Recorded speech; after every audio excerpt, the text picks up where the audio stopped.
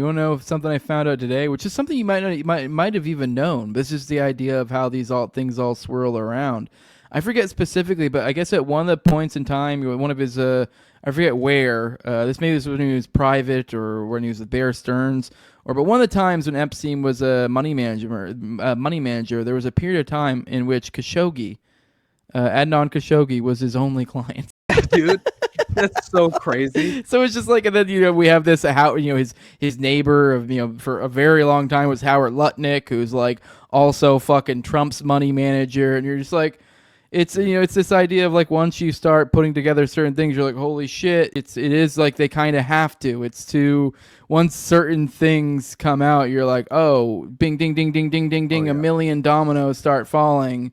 And it's like they gotta fucking at some point just slap those dominoes and get them to stop. And it was in the 80s when Epstein was had the Austrian passport that had the false name, and a photo was provided. The passport showed he had a place of residence in Saudi Arabia at that time, and that was during the period where Epstein's client was Adnan Khashoggi. I just thought it was so funny because it's clearly what was happening at the time. That they were so Adnan Khashoggi, he legitimately had his commissions with Lockheed, right? For he was getting basically as much to 15% commissions, right, with Lockheed and Martin at a certain point. And Khashoggi was the principal foreign agent of the U.S.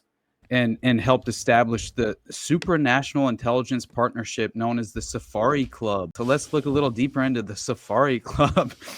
He was the middleman in transferring American weapons from Israel to Iran, which we already knew he was a weapons dealer, smuggling arms in Iran-Contra, but still, all of this happening in the 1980s. And Khashoggi's arms deals, the financial flows, they all went through the Bank of Credit and Commerce International, BCCI, baby. Let's just connect that directly to Danny Caslero's Octopus and Paul Wilcher's report, where these individual investigators wind up dead, committing suicide in the worst case of suicide you've ever seen, which is just fucking ridiculous.